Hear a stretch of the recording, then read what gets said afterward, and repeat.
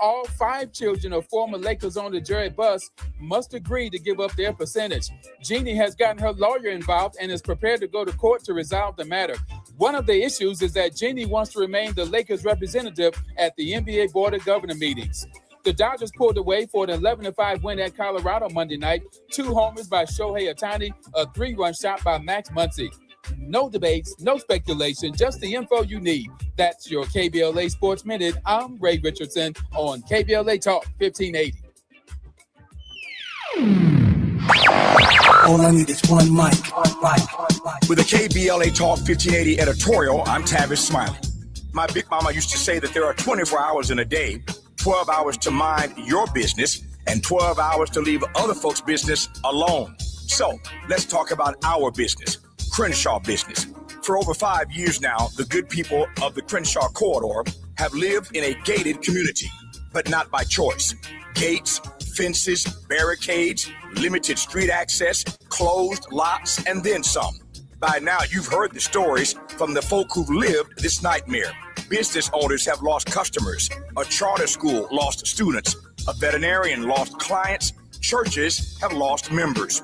And still, Procrastination Crenshaw sits unfinished. And when I say sits unfinished, I mean sits unfinished.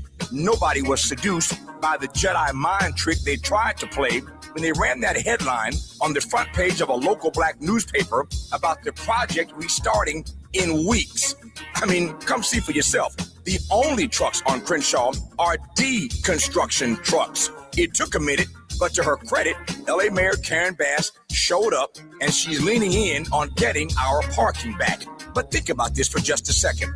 LA is not Chocolate City, and yet we are blessed to have a black mayor and a black city council president. But where is the black city council president? Where is Marquise Harris Dawson? This is his project in his district, but he has been strangely quiet. Did you notice in the recent Los Angeles Times story about Procrastination Crenshaw that neither Marquise Harris Dawson nor Destination Crenshaw had a word to say on the record? The silence was deafening. When people ask me why the silence, all I can say is, good question. As a reminder, the Crenshaw Corridor community sent him a letter, and it laid out real demands: a public timeline, relief for the businesses that have suffered, and an audit. At the moment, the last one matters most, the audit. Here's the thing. The foundation money, the private donations, that's their business. But this project is also funded by city money, state money, and federal money. I refer you back to the front page story in that black newspaper where they all talked about this. Go read it again. In any event, it's your money. And when public money goes into a $100 million project that still sits unfinished, the public has a right to see where every dollar went. Contracts, budgets, payments, schedules. That's not too much to ask. Again, it's your money. Our letter gave Mr. Harris Dawson a deadline, Friday, September 4th, to respond. The clock is ticking, Mr. President. 12 hours to mind the public's business. And this is one of them. With a KBLA Talk 1580 editorial, I'm Tavis Smiley. As always, we welcome your feedback. How did you want it?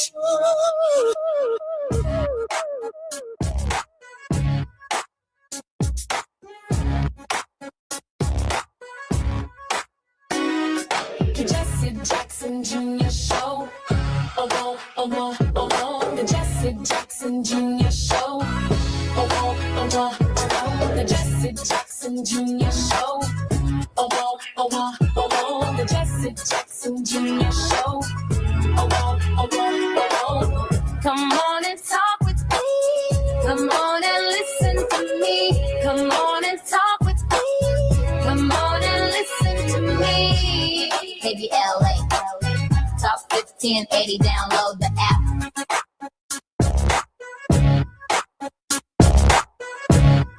I'm Jesse Jackson Jr. Welcome forward to the Jesse Jackson Jr. Show on KBLA Talk 1580. It is Tenacious Tuesday on the Jesse Jackson Jr. Show, and our very special guest is none other than Slade Douglas. Slade is the central figure of the groundbreaking documentary Slade Douglas versus the City of Los Angeles, the veteran they tried to silence. A powerful investigative documentary grounded in documented facts, legal findings, official records, and verifiable evidence. The film chronicles Douglas's personal fight against institutional abuse, discrimination, and retaliation, shedding light on the broader injustices faced by veterans at the hands of government actors. A U.S. Army veteran and former college football player, Douglas, age 49, said he felt he had no choice but to take the city to court, ensured that this doesn't happen to another person.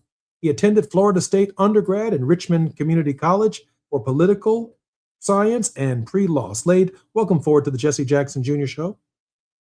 It's always an honor to be in your presence. I am glad that you're here. Also joining us is Thomas Lucas, Senior Administrator for Equal Justice Now. Equal Justice Now is an organization focused on advocating for police reform, addressing systemic racism, and combating voter suppression. They engage in fundraising efforts to support their initiatives and raise awareness about social justice issues. The organization aims to connect with individuals and people affected by systemic changes. In various media and events, they strive to promote equality and justice for all. Thomas, welcome forward to the Jesse Jackson Jr. Show. Thank you for having me. Thomas, we're having a little bit of a feedback on your end, so I'm going to go right to Slade for just a moment. Slade, share with us, because you've been on our program before, what the latest developments are. We do understand that you were successful in your case from our previous show, but more has transpired since you've begun something very special in your life. Share with us that, Slade. Yeah, following in your footsteps and others, I've created the Slade Douglas Liberty Act, and it closes a constitutional loophole that allows government to circumvent constitutional protections under the guise of mental health or welfare intervention. And that legislation, which you hope to see introduced in the Congress of the United States, essentially does what? We have about 2 minutes before we come forward. So it prevents labels from functioning as warrants. For an example, when they use a welfare check label or a 5150 label, they feel like it can circumvent a person's constitutional rights. So if they come to you under the guise of a welfare check, the government has been using that as though it serves as a warrant to give them access to you that the Constitution doesn't permit. I read some of the provisions of the effort that you're trying to undertake, and I find it somewhat interesting that there is no statute presently on the federal books that addresses some of the, if you will, the pretense, the language that they use to justify violating people's constitutional rights. On one case, you referred to it as a welfare check. In other cases, they've used other language, and then it becomes some form of probable cause in their thinking to justify a completely different behavior and create a very different set of circumstances. You're saying that's unconstitutional. It needs federal legislation and protection, and it should apply to all 50 states. Yes, sir, because a criminal have the presumption of innocent until proven guilty. And obviously you have to have probable cause as well. Well, when it comes to these mental health interventions, they are proven in my case when, again, the crime was committed against me because it was actually a crime under California Penal Code 1483 to prompt a false emergency response. They also, when they use these labels, they remove a consensual encounter. They change it because all encounters with law enforcement has to be looked upon as consensual encounters unless they have a warrant or you have committed a crime. But when they start using these labels, again, they're using it to circumvent every citizen's constitutional rights. I'm Jesse Jackson Jr., listening to the Jesse Jackson Jr. Show on KBLA Talk 1580. Slade Douglas is our guest in this hour, and so is Thomas Lucas. More when we come forward on the Jesse Jackson Jr. Show. It's afternoon drive time with Jesse Jackson Jr. Only on KBLA Talk 1580. Ready for a weekend reset? Walk it out with me, Gina A. Towns, the artist formerly known as Gina Darby, on Reflectivity Beyond Black and White, as we seek peace, understanding, and healing beyond surface level perspectives, where reflectivity becomes our inner power and resilience to transform our lives and our communities no matter what. Meet me and my crazy cool guests. Join the Reflectivity family movement as we make sense of it all. Every bit, every morsel. We're going to nourish the mind, body, and soul unapologetically right here on KBLA Talk 1580. Every Saturday, 2 and 8 p.m. on the West Coast, 4 and 10 in the Midwest, and 5 and 11 on the East Coast. It's time for Reflectivity Beyond Black and White. It's not only hot, it's sizzling, and we're cooking. The KBLA 1580 app puts the realest conversations right in your pocket. Stream live wherever you are in the world. No static. No searching the dial. A crystal clear connection 24/7, exactly when you want it. We recommend that you keep automatic updates enabled. Set it and forget it. So the app stays up to date with store requirements, bug fixes, and new features as we roll them out. Download the KBLA 1580 app today and stay plugged into the conversation everyone's having. Are you drowning in IRS tax debt? With Civic Tax Relief, they were able to save me upwards of $80,000 that I would have had to pay had I not reached out to them. Get ready for a toll-free hotline. Take advantage of new IRS tax forgiveness programs that may protect you from IRS collection agencies. I owe the IRS $37,000. They have the power to garnish your wages, put liens on your property, and levy your bank account. Civic Tax Relief can help protect you from the IRS. Civic Tax Relief basically represented me against the IRS. By the time everything was completed, I didn't owe the IRS anything. Find out about the Fresh Start program that is now available through Civic Tax Relief. Civic Tax Relief's special tax hotline can help you discover all the relief programs available for free. I would recommend anyone who has a tax problem to contact Civic Tax Relief. Just call 800-285-3500, 800-285-3500. Don't wait. Call now. 800-285-3500, 800-285-3500.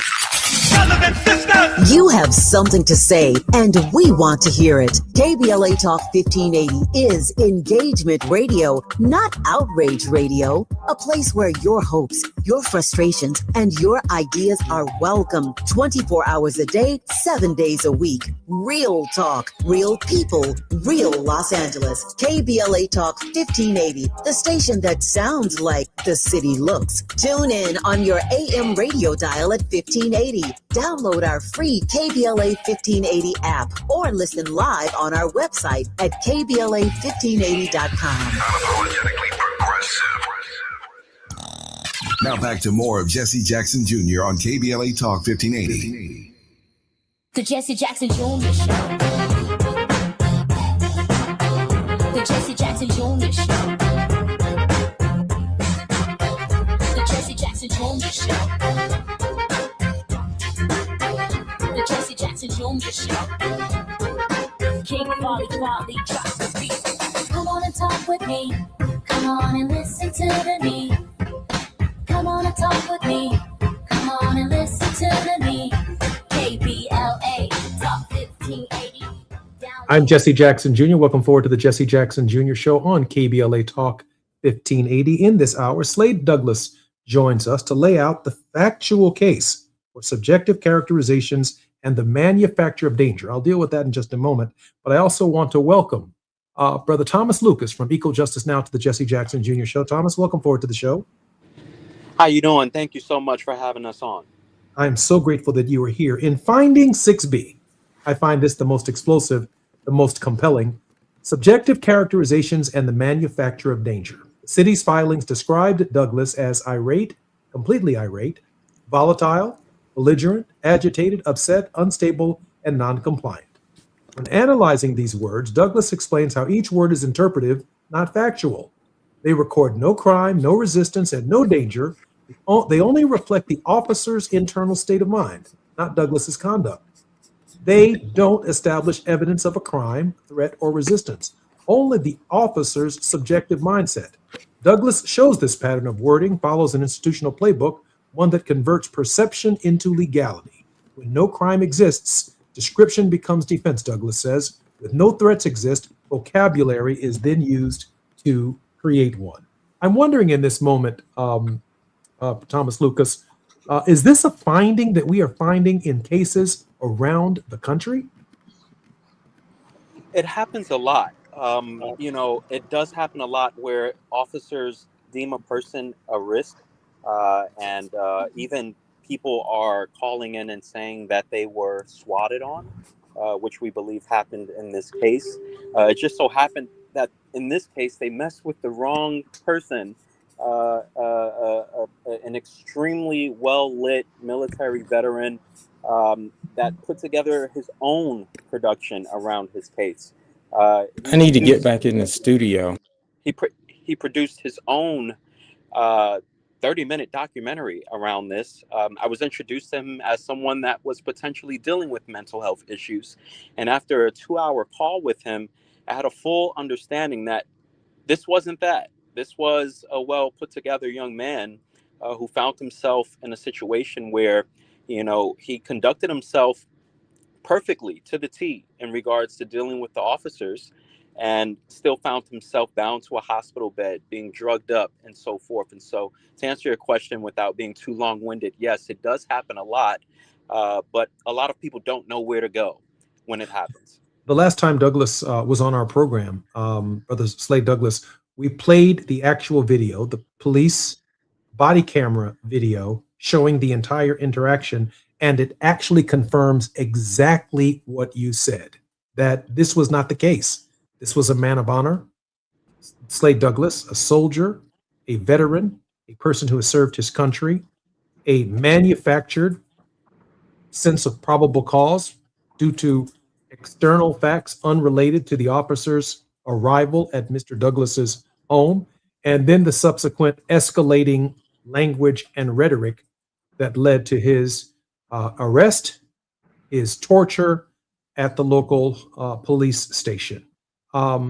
Slade, based upon your evidence and those that have come into contact with your documentary, which is very, very well done, what have you heard in terms of comments from those who have seen it and echoing voices around the country who've experienced a similar circumstances and situation? Yes, people have been appalled by it, and a lot of individuals, high-profile individuals, which I would not state their name due to the confidentiality nature of the conversation, but they have also encountered similar experiences. However, they did not come public and speak about the matter because they was afraid it may hurt their brand. So this is something that is done to people consistently. And because of the label, again, and you're aware how when someone says someone's mentally ill and dangerous, that's automatically a form of defamation as well. And they want something to be done to stop this, because it's a situation Me, I have no criminal record. Have not ever been in trouble with the police. In fact, I'm ex-law enforcement as well. And you would think at least if you're going to be arrested, tortured, or etc., it would be because you actually violated some law, not because it was manufactured. And now they treated you worse than they would treat El Chapo, Dylan Roof, and other guys who have committed heinous crimes. In the city of Chicago, there was a police sergeant, I believe his name was Burge, and he was a notorious police officer known for literally the physical torture of black men, many of whom had been falsely incarcerated, many of them had been falsely accused, but the torture was so vast and so invasive that even though Burge, I believe, is no longer with us, the cases have rendered both the city of Chicago and the state of Illinois tremendous verdicts in support of the men and women, the men in particular who've been taken advantage of by this form of torture. Brother Lucas Thomas, is it your experience with equal justice now that this legislation has a chance in November by a different Congress if elected? Absolutely. We're standing next to, major civil rights attorneys like Attorney Benjamin Crump and more. We do believe we have the resources to push this forward. We are in the current early stages of vetting it and bulletproofing it. We know how these things can make the most sense as we read it, and then we bring it up for legislation, and there's all of this pushback that we get. And so we're trying to meet that ahead of time with the proper vetting and bulletproofing system, and hopefully we're successful with that. What are you hearing about the legislation, Slade Douglas? What are you hearing about its prospects for passage, for consideration? Are you picking up support around the country? Yes, sir. And Equal Justice Now is also helping with that. Dr. Richard Ritchie, he also recently covered it. So we're getting a lot of positive feedback and so forth. And hopefully you will join as well. You're one of the masters at, creating legislation and so forth and so on. So, well, as you know, I'm not on Capitol Hill anymore, but I do have some. We need to get you back there. We need to get you back there. You belong there. My brother is in the 1st Congressional District of Illinois, and he's doing an extraordinary job on behalf of the people that he represents. I'm just wondering, how did it escalate, Slade? I've seen social media and Facebook videos where these cops simply start in one place, a taillight. They start with a license plate that may have expired, which should be just a civil offense. Sometimes it's a reminder. In Illinois, it's a little bitty sticker. If you don't remember the date, you might go a month or 2 or 3 without being pulled over by the police officers, and that's just an offense, a reminder, if you don't mind, if you understand what I'm saying, to have the license plate. But then it escalates into something else. Slade? And that's the thing. It's subjective, right? Because if you're not committing a crime, you actually have a right to freedom of expression. Well, you would think so. And lots of times when they engage in this type of treatment toward us, when we look at the government, we are actually taxpayers. We're not paying them to abuse our rights. We're actually paying them to uphold our rights. What business do you know if they treated us the way they treat some of us in the government? We would still support that, but we don't have a choice. So we really need to change the culture and let these cops know people have a right to freedom of expression. They don't have to agree. If you don't have no investigatory authority and so forth and so on, and they're expressing themselves and you don't like it, you have to abide by that, comply with that, and let them carry on, as opposed to abusing your authority by making them feel they have done something wrong, or quote unquote detaining them under the guise of an expired sticker. So much of this truth right here, Brother Lucas, came from the streets. And I say that because if you grew up in a Black middle-class community, it does not mean that you were immune to the police behavior. It did exist. It may not have made the cover of the newspaper or elevated to the state that Brother Douglas's case actually was elevated. But when you think about Public Enemy, right? You think about what the hardcore rappers in the early 80s were saying about the police, about their behavior. We thought it was local to them, but they moved millions of albums communicating directly with people who had a similar experience. It is as much a Black experience as it is an American experience for poor working class. Some might even consider subcultural Americans who live in the subculture, because what do? They get profiled. They get the way they look, the colors that they wear, where their pants are located. People have expressions and make assumptions about them while using these impressions, Brother Lucas, to violate their constitutional rights. No, absolutely. You know, it reminds me, I'm from the Bronx, New York, born and raised, and it reminds me totally of stop and frisk.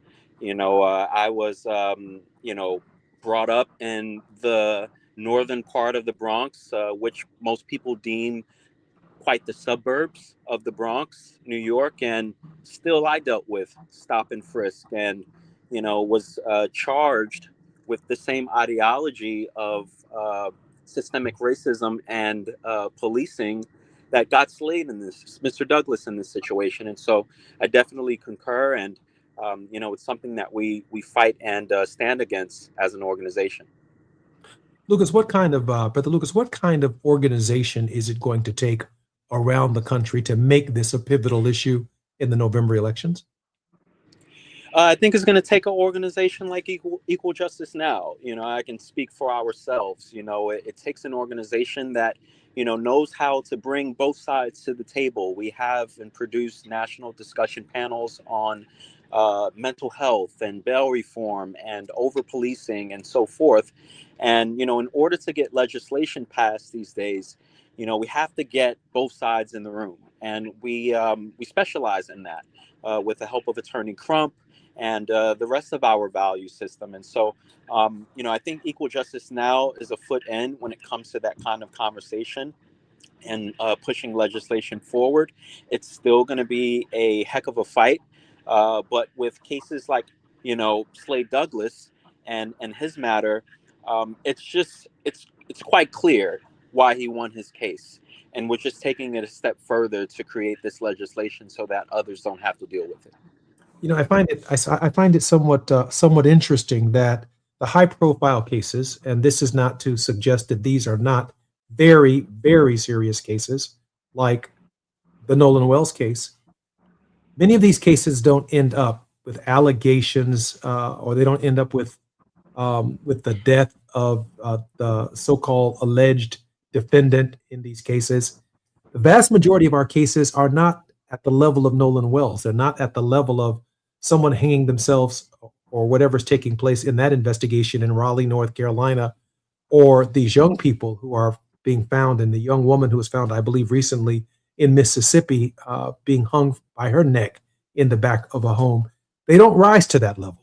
But the thousands of cases that actually exist regarding what happened to Brother Slade Douglas, that happens in the Bronx, that happens to every single one of us and our children, this is seemingly normative behavior of what it means to be young and Black in America. Slade Douglas?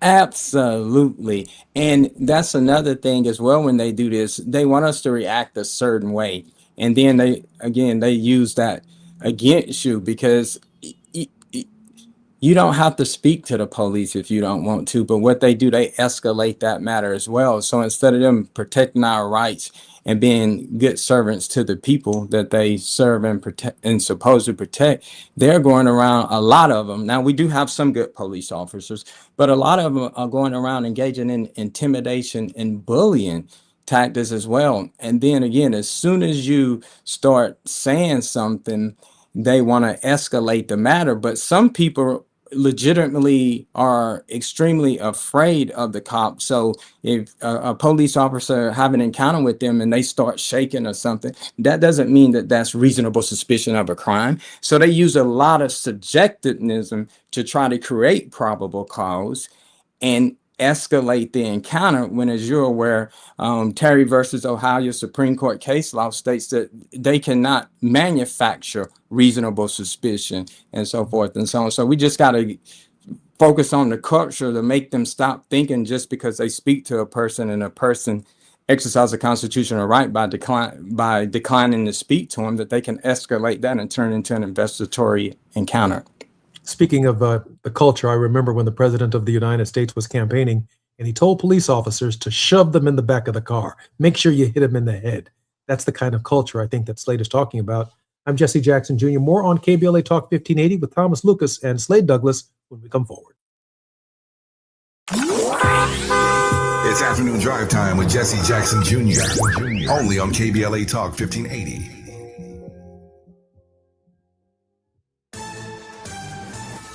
Wood with BIN News Now. The investigation continues into a shooting at a Robbins, Illinois restaurant that left Black Mayor Darren Bryant with minor injuries. Village spokesman Sean Howard. Fortunately, it was isolated. The mayor wasn't the intended target, and we're just praying for everyone involved. Authorities say the suspected gunman was fatally shot by a private security guard, while a restaurant employee was also wounded. A Black 18-year-old North Carolina woman is facing child abuse and assault charges after authorities say Saisha Jaden Johnson took abortion pills late in her pregnancy and gave birth at home at 31 weeks. The baby survived, and she, along with the baby's father, posted a $1,000 bond with charges pending. And LL Cool J is bringing the Rock the Bells Festival back to Newark this fall. The November event at Prudential Center will feature performances by Lil' Kim, SWV, and Method Man and Redman as part of the celebration of Hip Hop History Month. Get BIN News Now on demand 24/7 on the iHeartRadio app.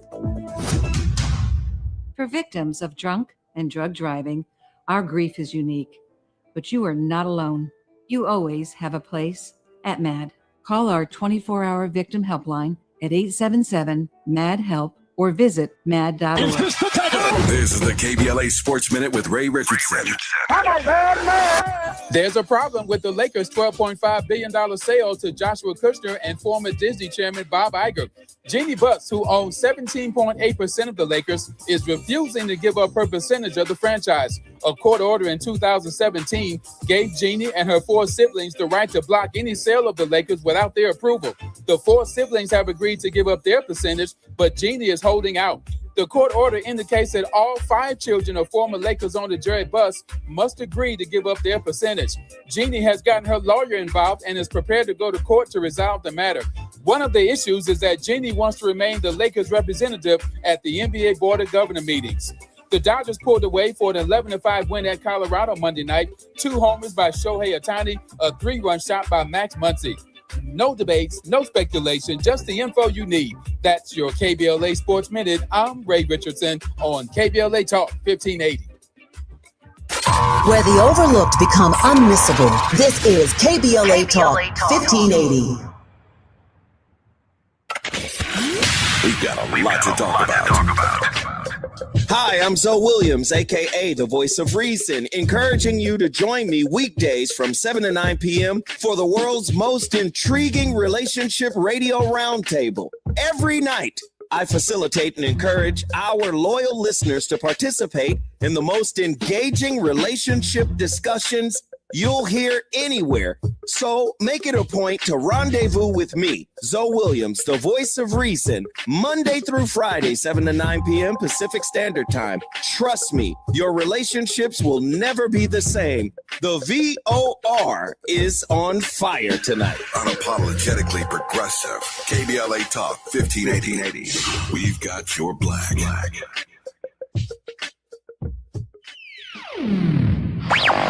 All I need is one mic. With the KBLA Talk 1580 editorial, I'm Dion Raymond, Justice Correspondent and host of the Justice Files. For years, LA City Councilman Curran Price has served his district. And for years, he's been under a legal cloud which, frankly, looks thinner every time it's tested in court. Last Friday, a Superior Court judge refused to throw out the corruption case against Price. That's true. But listen to what the judge actually said while doing it. Judge Larry Paul Fiddler called this not a great case. Not our words, his. Price's attorney, standing right there in the courtroom, said it plainly. In denying our motion, the court acknowledged that this is not a great case. We agree. Now, that's not a ringing endorsement of a prosecution. That's a judge saying, essentially, there's just enough here to send it to a jury. Barely. The ruling itself says nothing about guilt. It's not proof of wrongdoing. What it is a low bar, cleared by a thin margin, on evidence the court itself has called circumstantial. Councilman Price has pleaded not guilty. He denies the allegations. And after 3 terms representing his district, he's term limited and on his way out of office, regardless of how this case ends, which raises a fair question. What exactly is served? By dragging a longtime champion for working families in South Los Angeles through a trial that even the presiding judge doesn't sound confident about. We're not saying elected officials should not be held accountable. They should. But accountability means something different from a prosecution that struggles to convince the very judge overseeing it. Curran Price deserves his day in court, and he deserves the presumption of innocence any one of us would want for ourselves or a loved one, especially when the bench itself has doubts. With a KBLA Talk 1580 editorial, I'm Dion Raymond, Justice Correspondent and host of the Justice Files. As always, we welcome your feedback.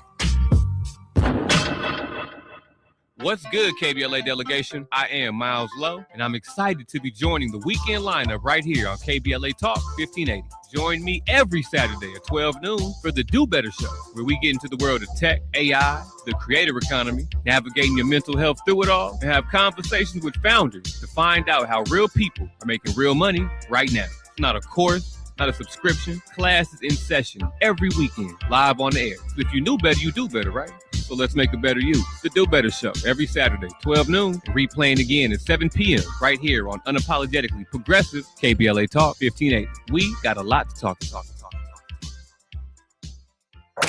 You're listening to Jesse Jackson Jr. on KBLA Talk 1580. The Jesse Jackson Jr. Show. The Jesse Jackson Jr. Show.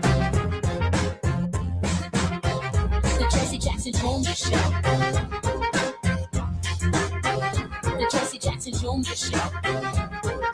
King Quality drops the beat. Come on and talk with me. Come on and listen to the me. Come on and talk with me. Come on and listen to the me.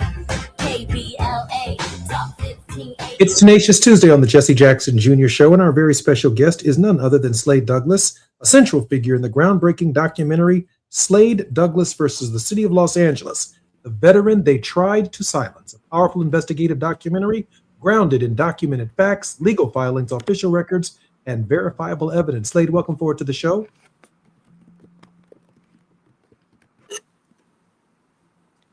Slade, welcome forward to the show. And also Thomas Lucas, Senior Administrator of Equal Justice Now. Equal Justice is an organization focused on advocating for police reform, addressing systemic racism, and combating voter suppression. Brother Lucas, welcome forward to the Jesse Jackson Jr. Show.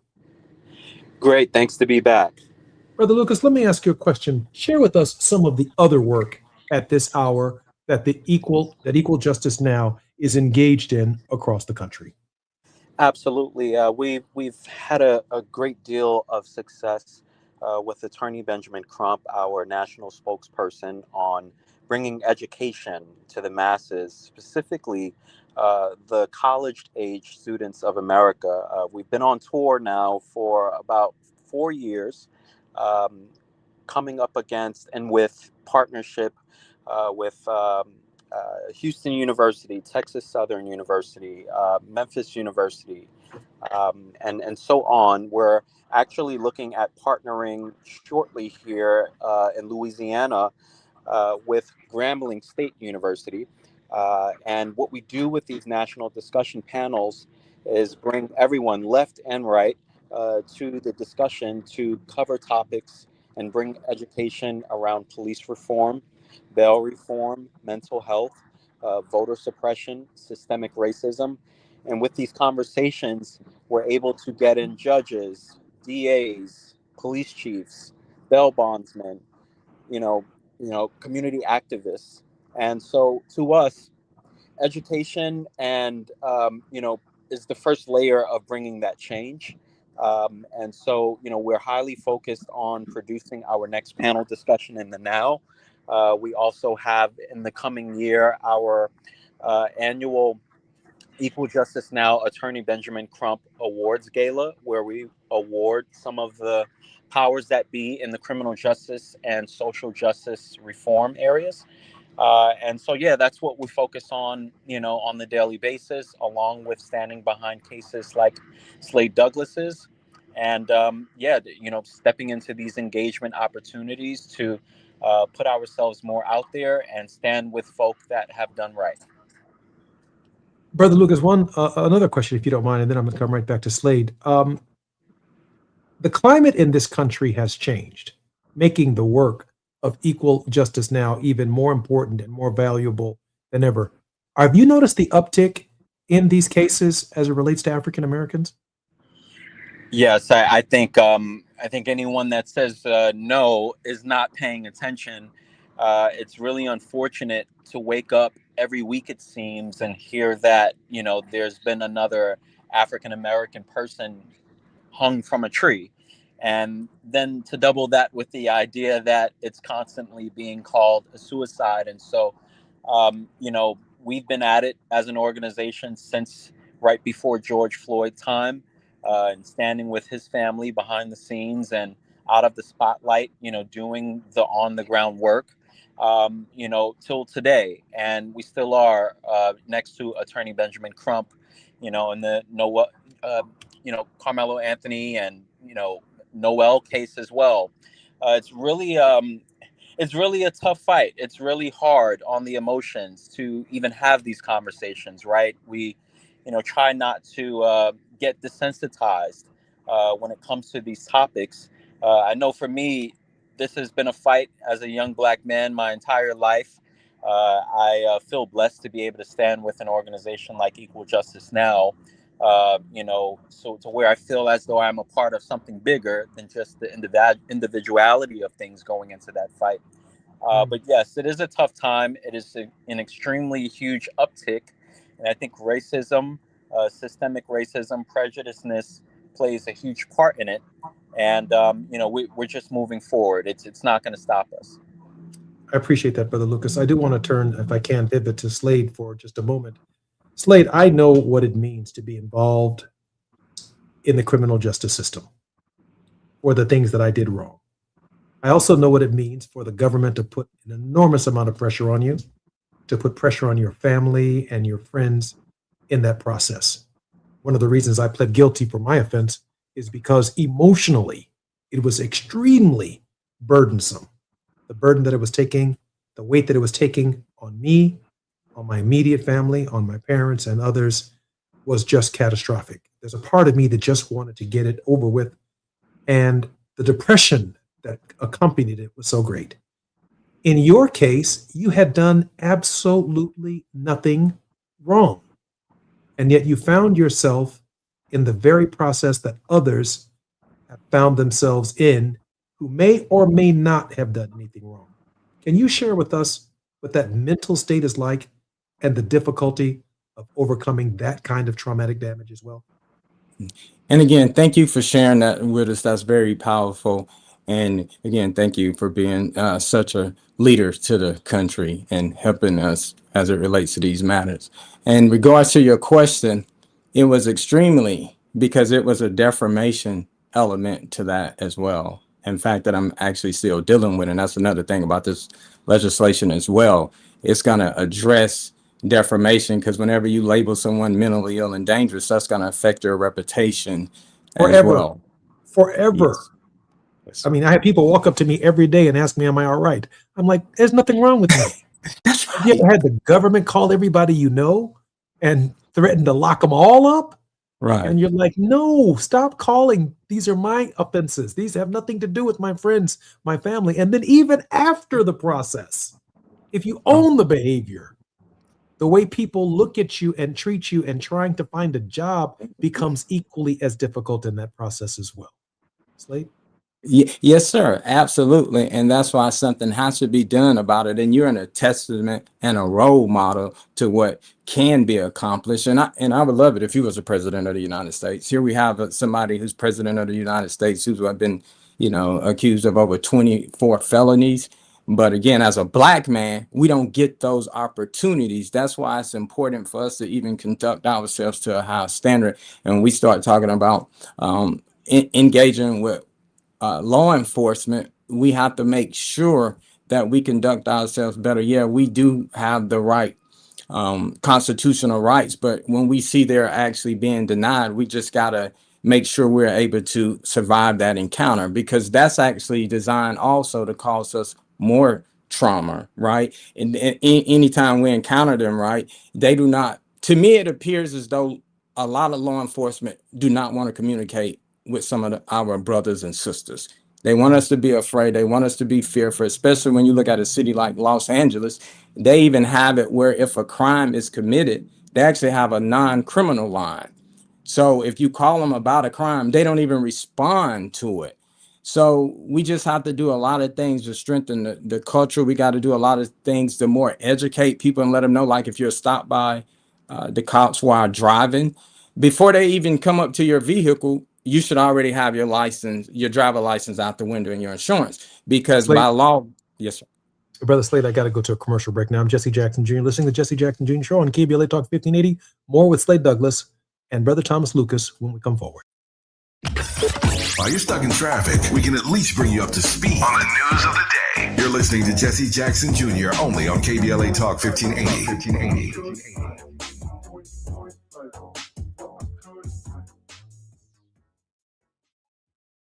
Lots of places can expose you to identity theft. Oh no. That's why LifeLock monitors hundreds of millions of data points a second for threats to your identity, which is way more than anyone can do on their own. If we find anything suspicious, like new loans or changes to your financial accounts, we alert you right away, all through text, phone, email, or the LifeLock app. Get the alerts that could make all the difference. Save up to 30% with promo code NEWS at lifelock.com. Terms apply. You're still glowing, flirting, grooving. You've still got it. But your immune system weakens as you age, making it harder to fight illnesses like pneumococcal pneumonia and RSV. Vaccines are a key part of any health routine and can help protect you from getting really sick. Ask your doctor or pharmacist which vaccines you need. See more at PfizerForAll.com. Sponsored by Pfizer.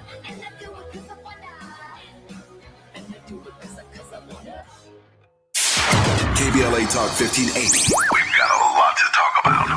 KBLA Talk 1580, connecting you with services and solutions. Created with a share of the 1984 Olympic Games surplus, LA 84 began operations in 1985 as a grant-making and educational foundation. Today, the LA 84 Foundation supports hundreds of nonprofit youth sports organizations throughout Southern California annually, trains coaches, commissions research, convenes conferences, and maintains the world's premier Olympic and sports library collection. They are transforming lives and communities through the power of youth sports. To find out about youth sports programs for yourself or your child, and to get information about the grants and support they offer to schools and nonprofits, or if you want to make a donation, please visit la84.org. That's la84.org. Or you can call them at 323-730-4600. This is a community call to action from KBLA Talk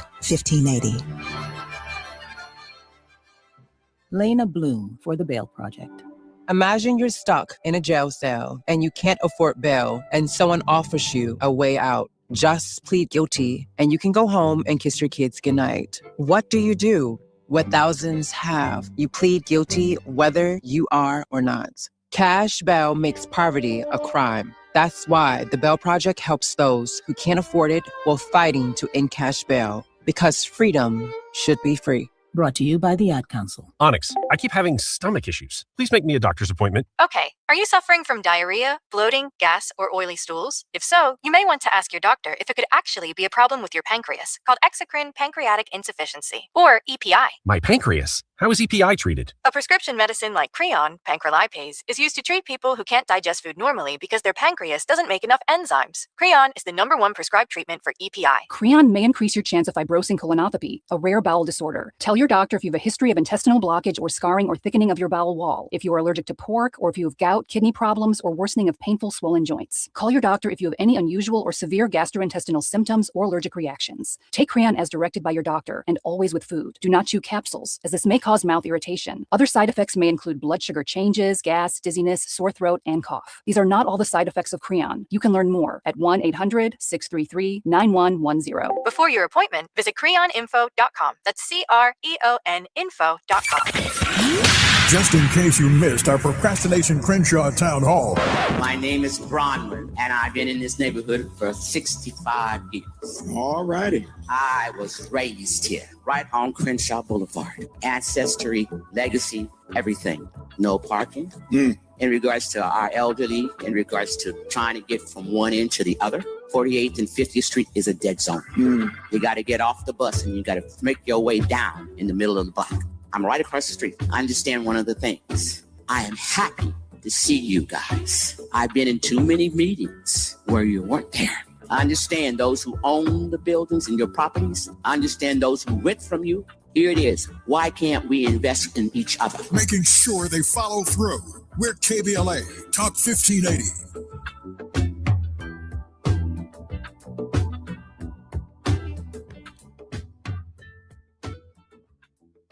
Don't be anxious or confused about AI. Take control of your career when you get the skills to tackle real business problems and design specialized solutions. HR Dive reported that entry-level talent with applied AI credentials can receive up to a 25% salary boost. But where do you find training that you can trust? Future-proof your career and deliver more value with Humans Lead the Way AI.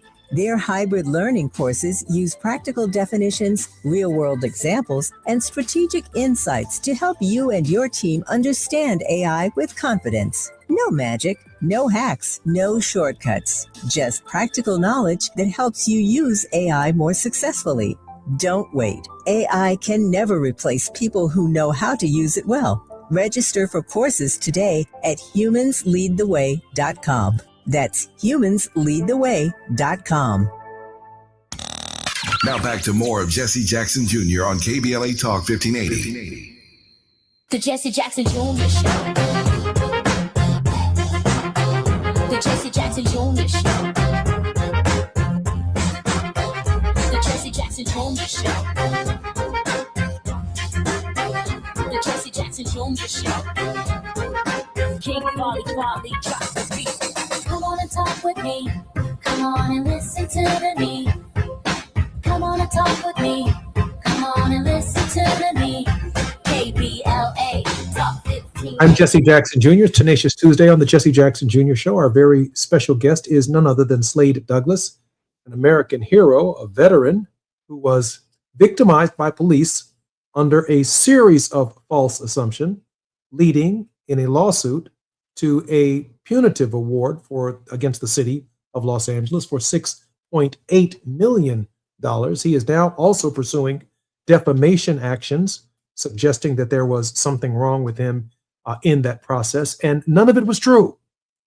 None of it was true. Slade Douglas has now turned that into essentially a ministry, and that ministry has led to greater civic activism, which I'd like to hear his thoughts on in just a moment.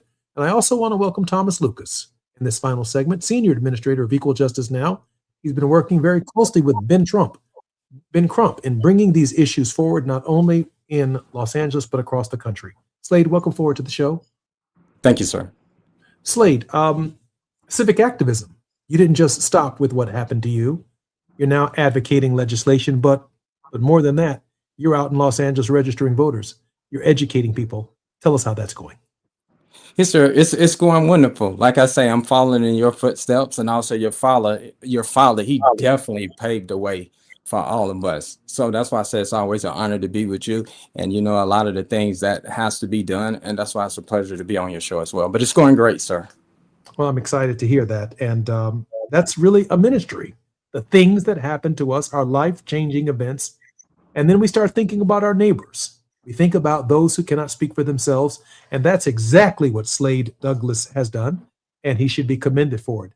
Thomas Lucas, let me ask you a final question or two, if you don't mind, about the work of Equal Justice Now. Organizations like yours are under attack in this administration. When I look at the Southern Poverty Law Center and I think about civil rights organizations and the behavior, Brother Lucas, of the Department of Justice itself, the weaponization of it, how does it feel to operate in this space? Well, you know, we operate with the biggest civil rights attorney, Attorney Benjamin Crump. We're constantly, as a whole, under a lot of, I'll say it like this, Jesse Jackson, we get a lot of threats, and that's okay. We still travel the country. We still tour for our national discussion panels.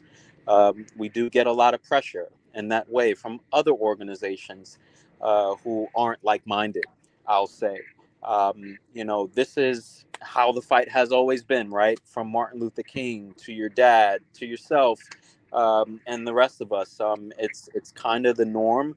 We look at, ourselves and Attorney Benjamin Crump and Slade Douglas and yourself as the modern day heroes, because we are pushing forward this fight. And so, I know we're coming to an end here. I don't want to get too long-winded, but yes, it is a lot these days.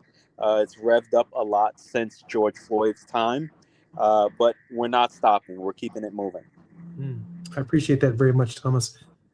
Slade, we have just a few minutes before we come forward. I always leave for our guests an opportunity to offer our listeners a word of hope. Slade, why don't you take 2 minutes and offer the nation a word of hope? Just keep doing everything you can to be the best person you can. Mr. Lucas and the Honorable Jackson spoke about how you should always love family and also love thy neighbor. We don't have enough love in this country today. We continue to be divided.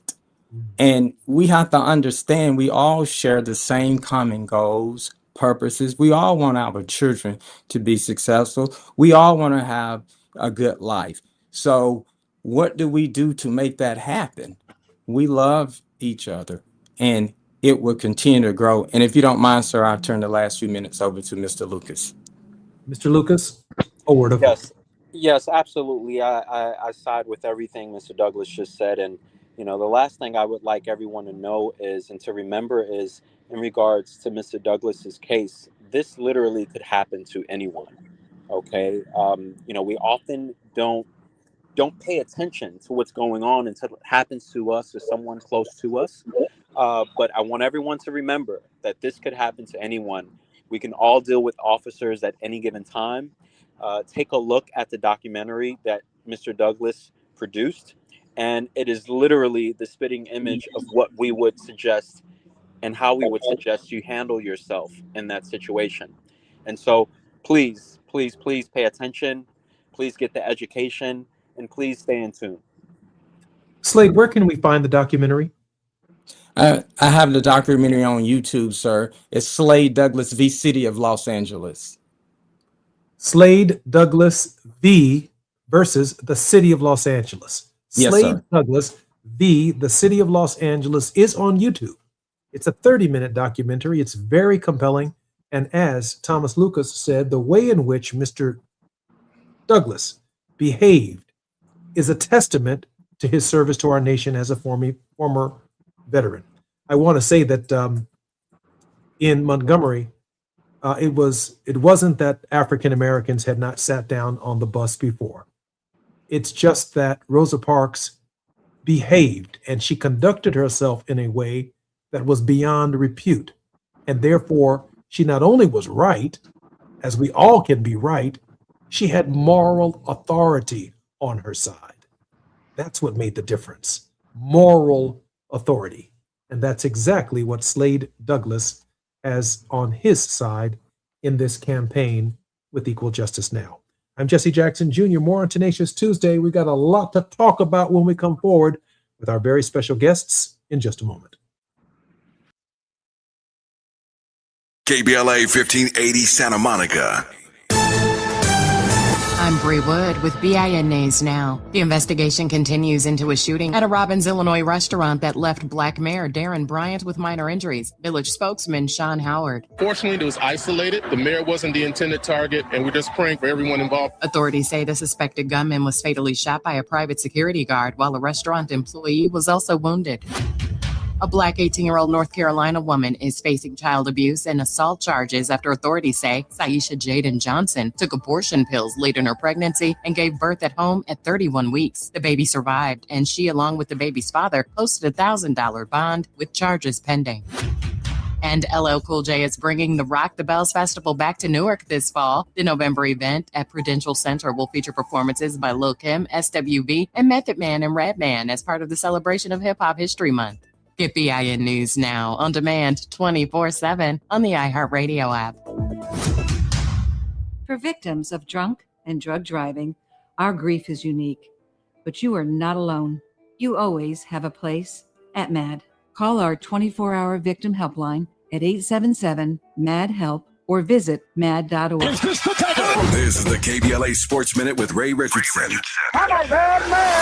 There's a problem with the Lakers' $12.5 billion sale to Joshua Kushner and former Disney chairman Bob Iger. Jeannie Buss, who owns 17.8% of the Lakers, is refusing to give up her percentage of the franchise. A court order in 2017 gave Jeannie and her 4 siblings the right to block any sale of the Lakers without their approval. The 4 siblings have agreed to give up their percentage, but Jeannie is holding out. The court order indicates that all 5 children of former Lakers owner Jerry Buss must agree to give up their percentage. Jeannie has gotten her lawyer involved and is prepared to go to court to resolve the matter.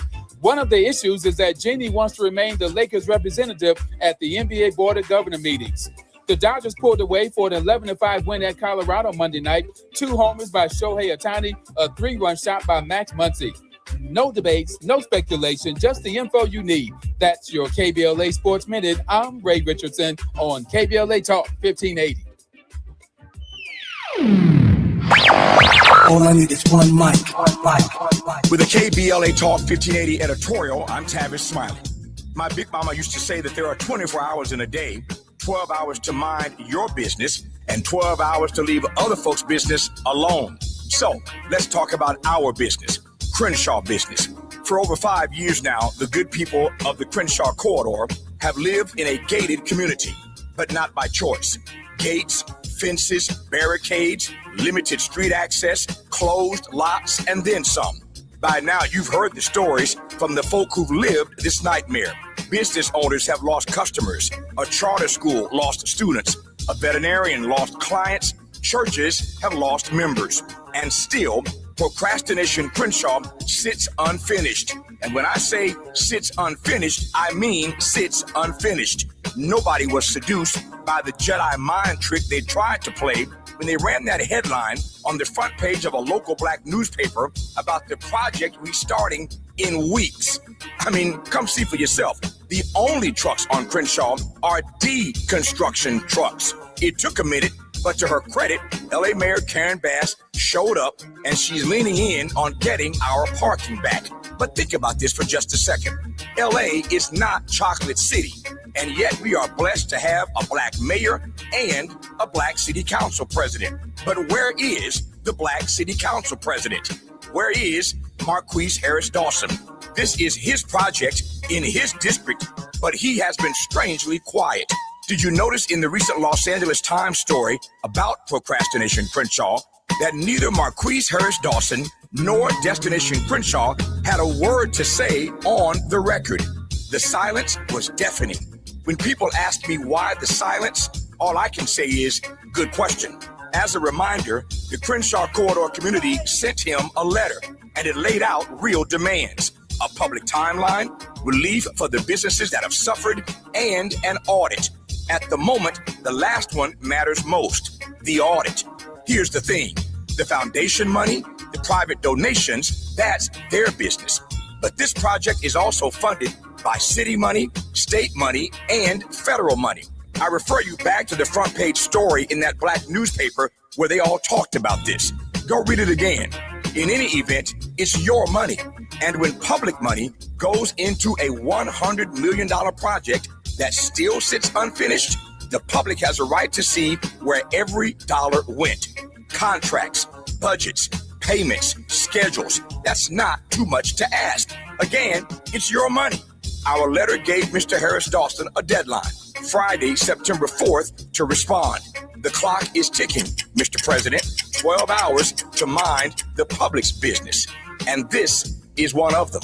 With a KBLA Talk 1580 editorial, I'm Tavis Smiley. As always, we welcome your feedback. How did you want it?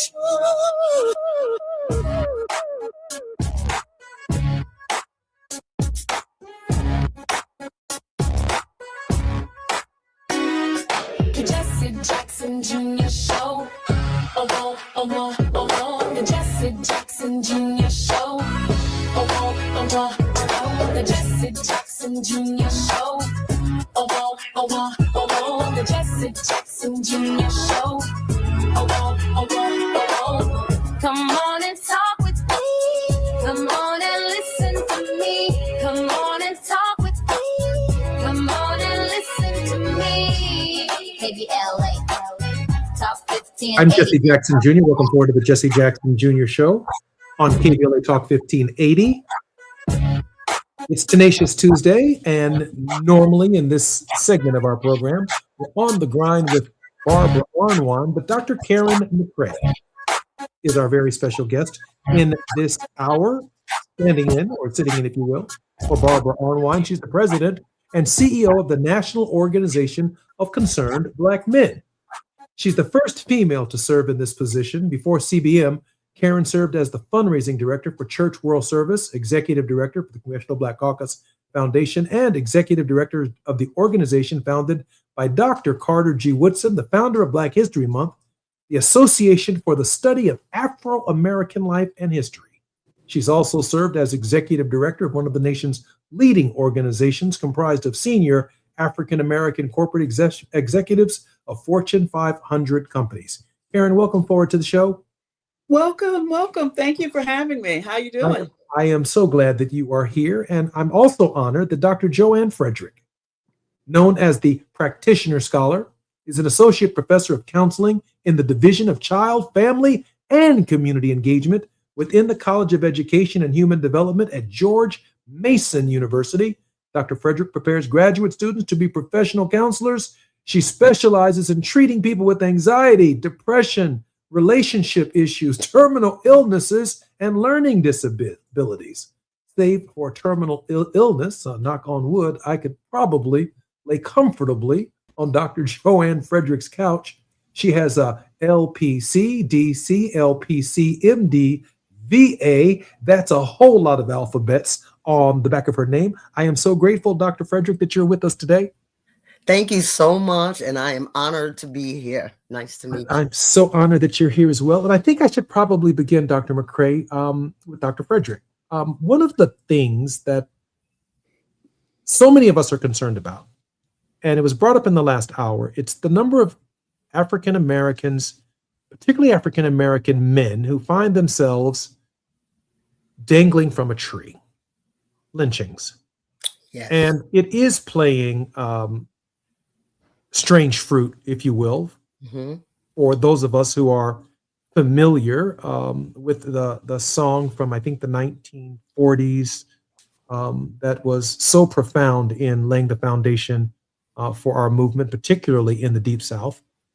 The psychological impact of a generation of young people who grew up in an era of so much hope and so much promise that was the Obama era, to be pivoting to the Jim Crow era so quickly. Your thoughts on how and the way in which we are processing the feelings associated with this moment? Yeah. So my first thought is mental health is our greatest wealth. And first, I express condolences to the families who have a direct impact on these lynchings that we're referring to, but also a reminder that even people who are not connected in any way, there's something that we call vicarious trauma, which is watching it on television, on social media, hearing it, having conversations, and the trauma that it brings to Black people, Black youth. And so those are my thoughts on that we have to be mindful that it is still traumatizing, even from back then to now, these types of incidents. I think as well that we cannot ask Black people to look at Black bodies hanging from a tree and forget about the history of this country. We know that the noose carries a particular historical reference: lynching, racial terror, intimidation, and social control. And as long as we are being asked, so to speak, to erase our history, we cannot dismiss what the impact of these situations are, because our history in America dictates that we understand what the noose stands for and its sense of social control. We have to be mindful of not just of this tragedy, but what it's supposed to instill on the community, the level of fear and trauma it is supposed to, in my opinion, inflict on our society. Dr. McCray, Dr. Frederick, looking very much forward to our conversation. I'm Jesse Jackson Jr. on KBLA Talk 1580. More when we come forward with these two wonderful professional women, doctors, who have some insights on the psychological trauma that we're all experiencing as we watch strange fruit dangling from American trees. More on KBLA Talk 1580 in just a moment. It's afternoon drive time with Jesse Jackson Jr. Only on KBLA Talk 1580. The KBLA 1580 app puts the realest conversations right in your pocket. Stream live wherever you are in the world. No static. No searching the dial. A crystal clear connection 24/7, exactly when you want it. We recommend that you keep automatic updates enabled. Set it and forget it. So the app stays up to date with store requirements, bug fixes, and new features as we roll them out. Download the KBLA 1580 app today and stay plugged into the conversation everyone's having. Are you drowning in IRS tax debt? With Civic Tax Relief, they were able to save me upwards of $80,000 that I would have had to pay had I not reached out to them. Get ready for a toll-free hotline. Take advantage of new IRS tax forgiveness programs that may protect you from IRS collection agencies. I owe the IRS $37,000. They have the power to garnish your wages, put liens on your property, and levy your bank account. Civic Tax Relief can help protect you from the IRS. Civic Tax Relief basically represented me against the IRS. By the time everything was completed, I didn't owe the IRS anything. Find out about the Fresh Start program that is now available through Civic Tax Relief. Civic Tax Relief's special tax hotline can help you discover all the relief programs available for free. I would recommend anyone who has a tax problem to contact Civic Tax Relief. Just call 800-285-3500, 800-285-3500. Don't wait, call now, 800-285-3500, 800-285-3500. There is no denying that we've always been the conscience of this country. KBLA Talk 1580 is progressive talk radio built for our community, by our community, and with hosts who look like you, live near you, and care about what you care about. 50,000 watts of truth right here in Southern California. KBLA Talk 1580. Listen live on your AM radio dial at 1580 or stream us live on our KBLA1580.com website or on our free KBLA 1580 app. Unapologetically progressive. Now back to more of Jesse Jackson Jr. on KBLA Talk 1580. The Jesse Jackson Jr. Show. The Jesse Jackson Jr. Show. The Jesse Jackson Jr. Show. The Jesse Jackson Jr. Show. King Volley, drop the beat. Come on and talk with me. Come on and listen to the beat. Come on and talk with me. Come on and listen to the beat. KBLA. I'm Jesse Jackson Jr. Welcome forward to the Jesse Jackson Jr. Show on KBLA Talk 1580. Dr. Karen McRae is president and CEO of the National Organization of Concerned Black Men. She was the executive director of the Congressional Black Caucus Foundation and executive director of the organization founded by Dr. Carter G. Woodson, founder of Black History Month, the Association for the Study of Afro-American Life and History. Honored that Dr. McRae is on our program today. And Dr. Joanne Frederick, known as the Practitioner Scholar, she has been in the field of counseling for over 30 years as a university professor, a counselor in private practice, and the co-founder, executive director of a nonprofit that offers free to low-cost counseling services to disenfranchised communities. Ladies, welcome forward to the show. Thank you. Dr. McRae, if I might, I think this is going to get worse. And by that, I mean, I have argued with scholars on this program who keep advocating for a third Reconstruction. But my read on American history is there is a pre-construction period, a construction period, like we're building a house, the Declaration of Independence, the Constitution, the Bill of Rights. Then there is a deconstruction period, the American Civil War. And then there's a brief Reconstruction period, then Jim Crow, and then Second Reconstruction.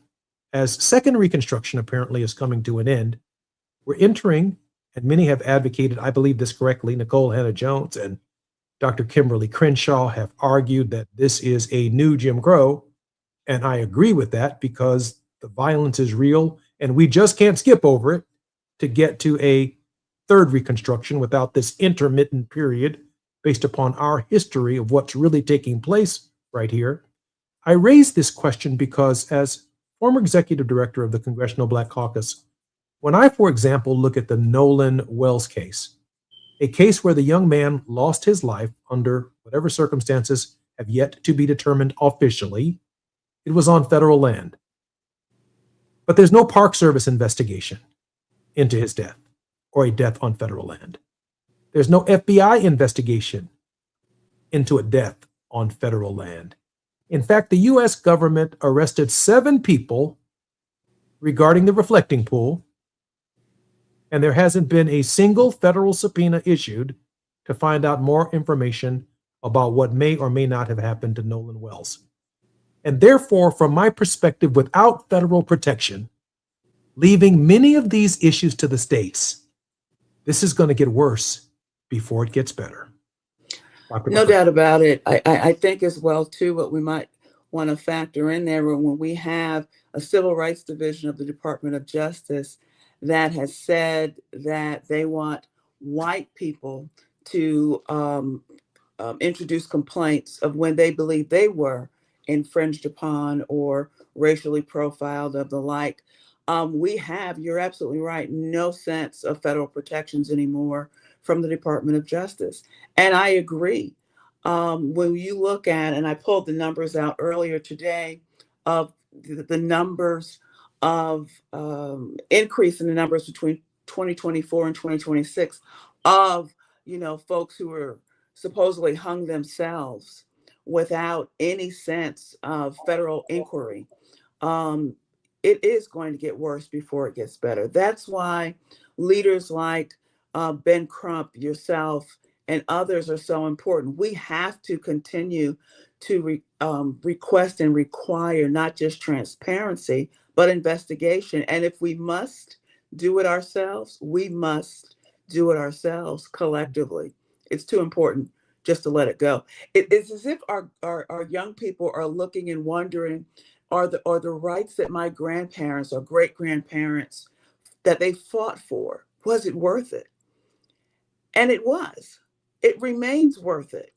It is incumbent upon us not to let the ball drop again. I think there's a generation in which that occurred. When we got comfortable, we got complacent. We don't have to fight anymore. Oh, who wants to march? We don't want to march. We don't want to do any marching.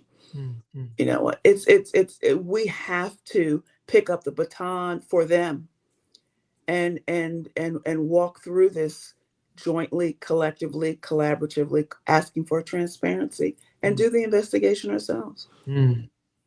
Dr. Frederick, are we becoming numb to it? To pick up on Dr. McCrae's point, is the trauma that overwhelming that we are losing some sense of what the appropriate response should be collectively to this kind of trauma and crisis? I believe so. I believe that we are becoming numb because we see it so many different places, including social media.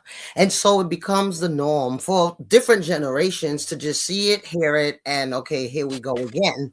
We decide to distract ourselves by doing other things. But to Dr. McCrae's point, that we have to remember that we are still resilient people. We are still people of hope, and we're still people who are able to stand up for our rights and advocate in a variety of different ways. So even, and I'm talking about social media again, because there's a certain generation that this is the communication. We can advocate even with social media. And how we do that is we continue to keep the stories alive so that it's not buried. So for example, Nolan Wells, we continue to keep people informed of what is not happening. And I love what you said, Jesse Jackson, which was about how, we're investigating other things, small things, but we're not investigating human life, especially Black people's lives. And so, yes, we're becoming numb, but we can continue to have these types of conversation and also keeping mental health in the forefront of these conversations. How does it affect us mentally? Dr. Frederick, I'm unapologetically someone who talks to someone and talks to my therapist on a regular basis. I have never needed to be medicated, but being Jesse Jackson Jr. is what it is. I mean, I wake up and see these stories and I take them personally.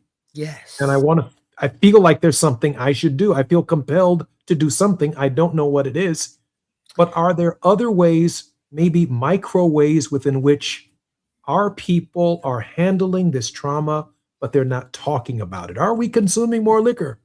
Are we smoking more drugs? Are we finding ways to handle what's going on that are not healthy? That 100% yes. So other things that we are doing, we are getting angry and we are throwing that anger on other people. So whether it is at work, co-workers, bosses, and even driving, what we call road rage, that is what we're doing with this anger and what we can do. So I think what you're doing is something that we could continue to do, which is opening these conversations and inviting people.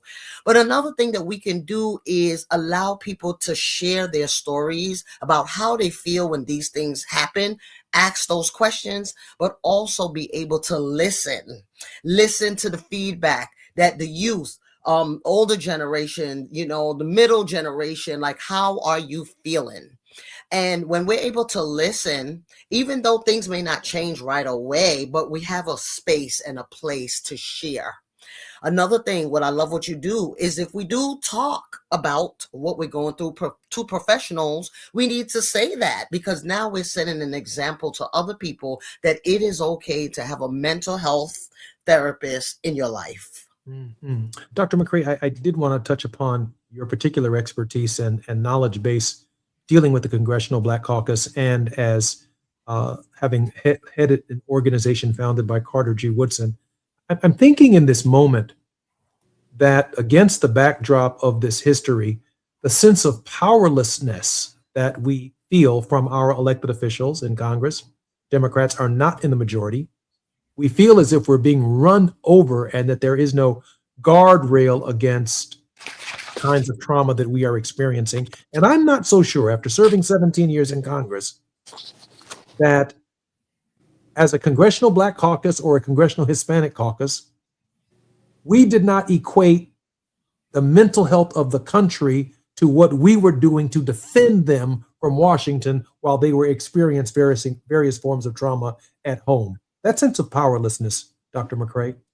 I'm seasoned enough to remember when the Congressional Black Caucus was termed the conscience of the caucus, and it actually was. And I think that as it has expanded, we've talked about this before, when it was a smaller number of members, they understood their purpose, they understood their range, they understood their community as a whole.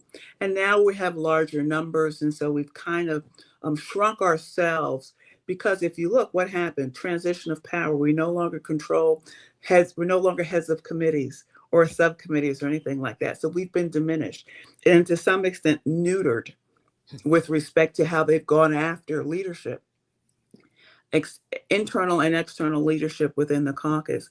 And one of the things that I actually wrote down, if you don't mind, I'm going to read it, is that our ancestors understood something that we sometimes forget. Political power and personal freedom are connected.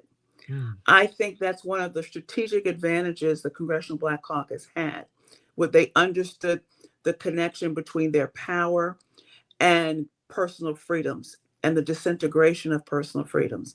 And what we're seeing and experiencing now is the disintegration of that. Now they're trying to come back, but I think what our young people in our community is begging for is if they're making it harder for us to vote, if they're going after DEI, if there are nearly hundreds of thousands of Black women who've lost their jobs, and the connectedness and the security of federal employment, how that stability impacts our families is what disintegrates or weakens our communities. And I think that the caucus has been slow to the plate with respect to making that connection and then implementing. If you can't do it legislatively, you do it in the streets, so to speak, and having a loud enough voice.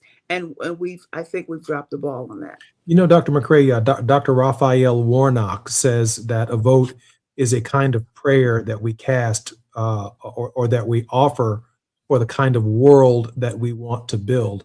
And I'm not so sure, to your point, no Gus Hawkins, no John Conyers, no John Lewis, no Ron Dellum, Julian Dixon, Mickey Leland. Absolutely. There's this group that was considered, Perrin Mitchell, that was considered the conscience of the Congress. They understood the psychological impact of their putting up the fight every day and what it meant for those of us who are watching them through the television sets, giving us a sense of courage. I want to raise that Raphael Warnock point because, Dr. Frederick, we're not helpless. No. We're not helpless in this process. There is a way nonviolently to fight, but I'm not so sure we make the connection that Dr. McCray made between personal freedom and the power that we do have to change this. There are other forms of nonviolent resistance that are not just the vote. I mean, there's getting out here and registering people. That's good psychological therapy. Talking hope into somebody or preaching hope into somebody who doesn't believe in themselves or that their vote does not count. That's good therapy too. Activism, Dr. Frederick, is also a way of combating our sense of hopelessness. Yes, I agree with that. But I also think that fear will make people not do what they are allowed to do and can do. So, for example, I was helping, with voting registration and allowing people to come in and vote. And we noticed that people weren't coming. And this is in Maryland, I'm referring to specifically. And we wondered, well, what is going on? So then we sat and thought about the fear that has been portrayed over the media about if you come, there's long lines or you won't get any water and just stuff that the community thinks about. Thus, they don't even come out. And so we have to encourage people to not be fearful. Be faithful. We are a faithful group of people that understands the power of God, the power of love. And when we focus on the positivity, we're able to move forward and continue pushing through. I'm not so sure our listeners fully caught everything that Dr. Frederick actually said because she mentioned one of the hounds of hell from Dr. Howard Thurman. She didn't get to deception or hatred, but then she went right to love, which is where Dr. Thurman eventually took those of us who had to take an inward journey in this struggle that we find ourselves in. Very grateful to have two of the brightest minds in this space and in this country, Dr. McCray and Dr. Frederick. will be joining us more on KBLA Talk 1580 in just a moment. We're talking about the Hounds of Hell now, something we all know something about.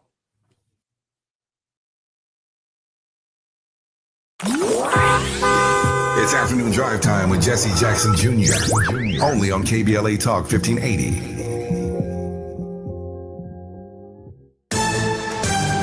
I'm Bree Wood with BIN News Now. The investigation continues into a shooting at a Robbins, Illinois restaurant that left Black Mayor Darren Bryant with minor injuries. Village spokesman Sean Howard. Fortunately, it was isolated. The mayor wasn't the intended target, and we're just praying for everyone involved. Authorities say the suspected gunman was fatally shot by a private security guard while a restaurant employee was also wounded. A Black 18-year-old North Carolina woman is facing child abuse and assault charges after authorities say Saisha Jaden Johnson took abortion pills late in her pregnancy and gave birth at home at 31 weeks. The baby survived, and she, along with the baby's father, posted a $1,000 bond with charges pending. And LL Cool J is bringing the Rock the Bells Festival back to Newark this fall. The November event at Prudential Center will feature performances by Lil' Kim, SWV, and Method Man and Redman as part of the celebration of Hip Hop History Month. Get BIN News Now on demand 24/7 on the iHeartRadio app. For victims of drunk and drug driving, our grief is unique. But you are not alone. You always have a place at MAD. Call our 24-hour victim helpline at 877-MAD-HELP or visit mad.org. This is the KBLA Sports Minute with Ray Richardson. There's a problem with the Lakers' $12.5 billion sale to Joshua Kushner and former Disney chairman Bob Iger. Jeannie Buss, who owns 17.8% of the Lakers, is refusing to give up her percentage of the franchise. A court order in 2017 gave Jeannie and her 4 siblings the right to block any sale of the Lakers without their approval. The 4 siblings have agreed to give up their percentage, but Jeannie is holding out.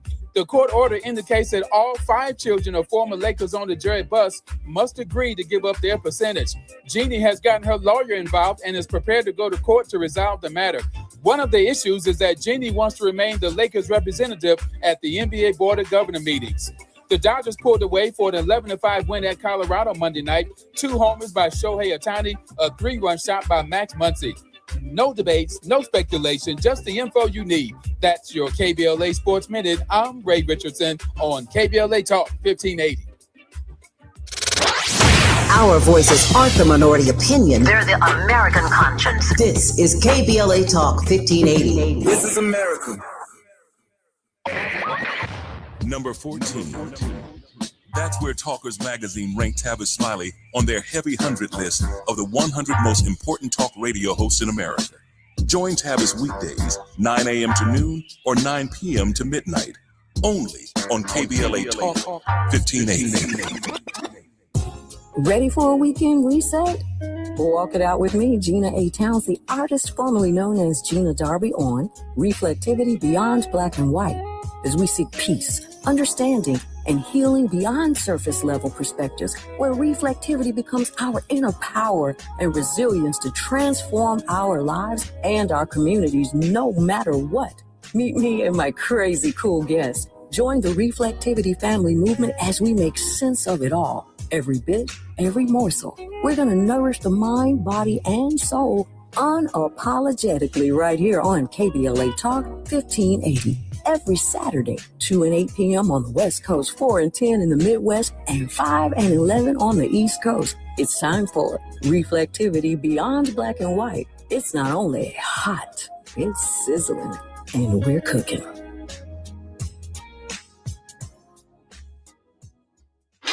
Here comes the brand new flavor in your head. Race, social justice, sports, politics, art, music, culture. We do it all on the D.L. Hughley Afternoon Show. If you're not tuning in, then you are definitely missing out. It's the D.L. Hughley Afternoon Show weekdays from 2 to 4 only on unapologetically progressive KBLA Talk 1580. Like a brand new flavor in your head. All I need is one mic. With a KBLA Talk 1580 editorial, I'm Tavis Smiley. My big mama used to say that there are 24 hours in a day, 12 hours to mind your business, and 12 hours to leave other folks' business alone. So let's talk about our business, Crenshaw Business. For over 5 years now, the good people of the Crenshaw Corridor have lived in a gated community. but not by choice. Gates, fences, barricades, limited street access, closed lots, and then some. By now, you've heard the stories from the folk who've lived this nightmare. Business owners have lost customers. A charter school lost students. A veterinarian lost clients. Churches have lost members. And still, Procrastination Crenshaw sits unfinished. And when I say sits unfinished, I mean sits unfinished. Nobody was seduced by the Jedi mind trick they tried to play when they ran that headline on the front page of a local black newspaper about the project restarting in weeks. I mean, come see for yourself. The only trucks on Crenshaw are deconstruction trucks. It took a minute, but to her credit, LA Mayor Karen Bass showed up and she's leaning in on getting our parking back. But think about this for just a second. LA is not Chocolate City, and yet we are blessed to have a black mayor and a black city council president. But where is the black city council president? Where is Marquise Harris Dawson? This is his project in his district, but he has been strangely quiet. Did you notice in the recent Los Angeles Times story about Procrastination Crenshaw that neither Marquise Harris Dawson nor Destination Crenshaw had a word to say on the record? The silence was deafening. When people ask me why the silence, all I can say is, good question. As a reminder, the Crenshaw Corridor community sent him a letter, and it laid out real demands: a public timeline, relief for the businesses that have suffered, and an audit. At the moment, the last one matters most: the audit. Here's the thing: the foundation money, the private donations, that's their business. But this project is also funded by city money, state money, and federal money. I refer you back to the front page story in that black newspaper where they all talked about this. Go read it again. In any event, it's your money. And when public money goes into a $100 million project that still sits unfinished, the public has a right to see where every dollar went. Contracts, budgets, payments, schedules. That's not too much to ask. Again, it's your money. Our letter gave Mr. Harris Dawson a deadline, Friday, September 4th, to respond. The clock is ticking, Mr. President. 12 hours to mind the public's business. And this is one of them. With a KBLA Talk 1580 editorial, I'm Tavis Smiley. As always, we welcome your feedback. How did you want it? You're listening to Jesse Jackson Jr. on KBLA Talk 1580. The Jesse Jackson Jr. Show. The Jesse Jackson Jr. Show. The Jesse Jackson Jr. Show. The Jesse Jackson Jr. Show. King Wally drops the beat. Come on and talk with me. Come on and listen to the me. Come on and talk with me. Come on and listen to the me. KBLA Talk 1580. I'm Jesse Jackson Jr. Welcome forward to the Jesse Jackson Jr. Show on KBLA Talk 1580. Dr. Karen McRae is the president and CEO of the National Organization of Concerned Black Men. She is the first female to serve in this capacity. She's a trained and certified family human development counselor and corporate trainer.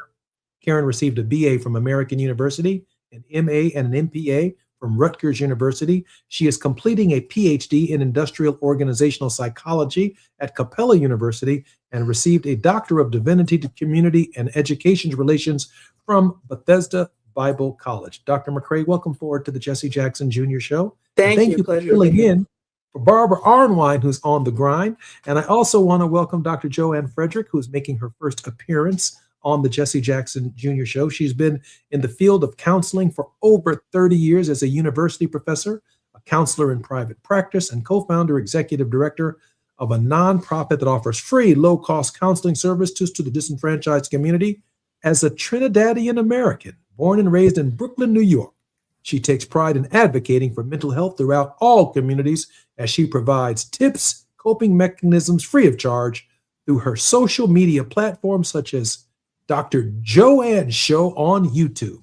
Dr. Joanne, welcome forward to the show.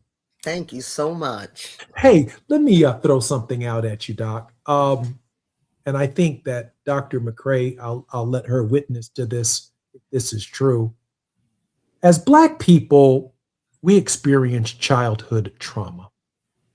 And that childhood trauma oftentimes doesn't revisit us until later years in our lives.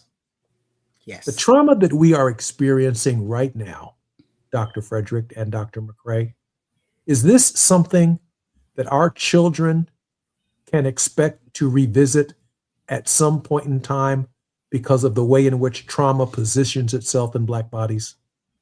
Dr. Frederick? Yes. And the thing about trauma is it doesn't go away. Sometimes we don't remember the You're trauma. muted. Thank you. My answer to that was yes. And I also said that the thing about trauma is that it doesn't go away. And many times we don't remember the trauma that we went through. The trauma now can be in your body, in your behavior. And so what that looks like is just reacting to life, just going about. And then something happens and we become angry, we become distant. But that trauma, as you said, is revisited and we really don't know. So what happens is trauma is not a thing that goes away. Trauma is something that we have to deal with. Sometimes, again, we don't know, but when we find out is when we work with professionals or we just start talking and people just start listening. That's when we realize, hold on, something happened when I was younger. I witnessed this or I experienced this, and now I'm ready to heal. But we also call that the stages of grief because we may not be ready to heal until we understand exactly what's going on. This also kind of looks like, I'm going to say, the stages of change. So when we talk about addictions, for example, right, we could be addicted to drugs, alcohol, technology, work, etc. There are stages for when we want to change. And one of the first stages is awareness. And the awareness is not when people are telling us that we have a problem, but when we realize, whoa, I really do have a problem and I need help. But the bottom line is help, and it has to be community. Like, we cannot do these things alone. So we cannot overcome trauma that we're not even aware of alone. I did have a question for Dr. McCray, but I'm going to ask it of you, Dr. Frederick, and that is this. I thought after Trayvon Martin, and maybe even after George Floyd, that the reckoning that we experienced would be therapeutic, that the country would be better because of that child and because of that man and the way in which their deaths played out. Black Lives Matter, that may have been the label of the movement, but we did see white corporations stepping up saying we're not doing enough. We did experience some changes in the attitudes and dispositions of people who could not believe that this was a form of trauma that Black people had become all too familiar with.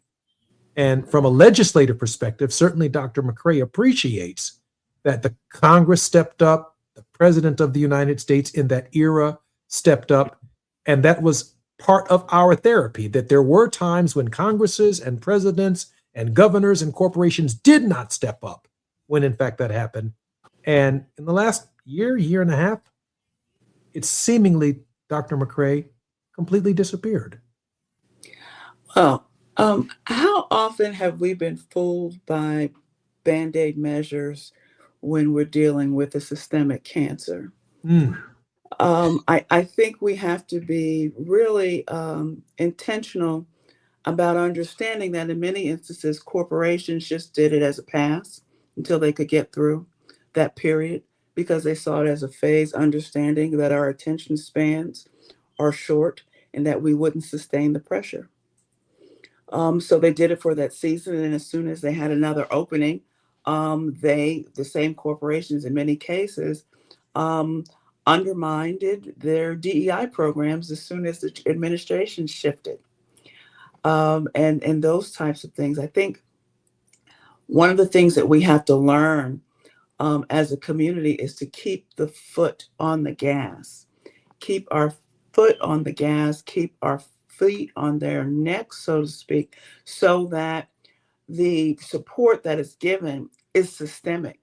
Often, and one of the things that we did, even when I started at the Congressional Black Caucus Foundation, is we changed our fundraising strategy so that we went for multi-year grants versus 1 year, so that the impact would be, we could measure it year after year. So we didn't do anything that wasn't at least 3 to 5 years.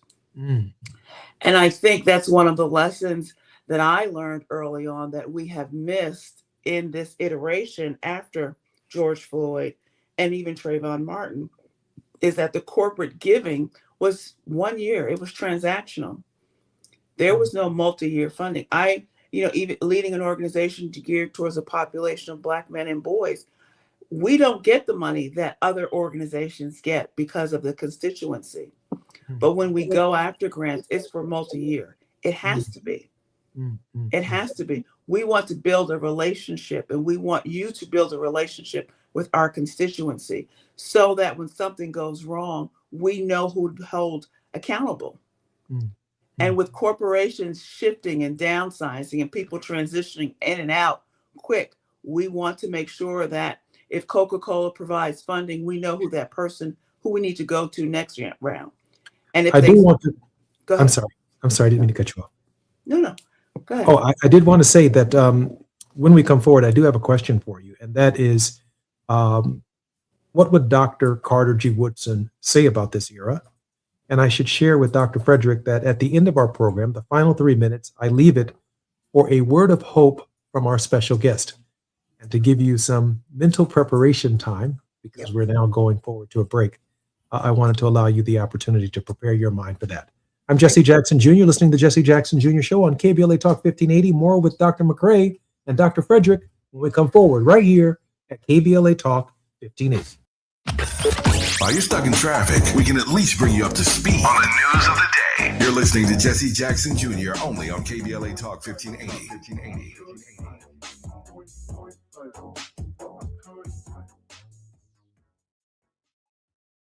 Lots of places can expose you to identity theft. Oh no.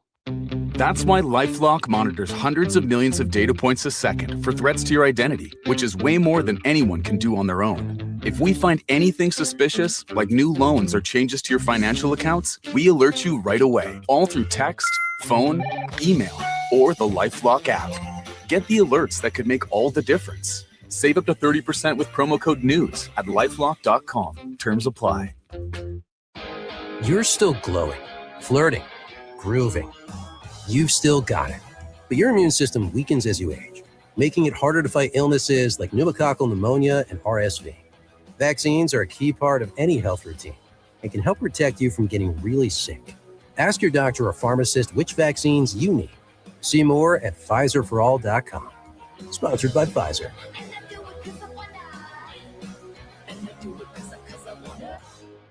Roger and Tracy saved over $18,400. Cynthia was recovering from a family tragedy and saved over $10,300. If you are drowning in debt, then call Debt Blue. Debt Blue is a professional debt negotiation firm with over 20 years of experience helping people pay back a fraction of what they owe. Learn how to cut your debt up to half or maybe more. Be debt-free in 24 to 48 months, even with bad credit. With an A+ rating from the BBB, you can rest easy knowing Debt Blue is going to deliver guaranteed debt reduction. Debt Blue offers a success guarantee. You pay nothing unless your debt is reduced or completely resolved. That's right. You save money or it's free. Call now for significant debt relief and a free consultation. 800-200-8879. That's 800-200-8879. You don't have to declare bankruptcy. This program works if you owe $10,000, $20,000, or even $100,000 in debt. Call for your free consultation today.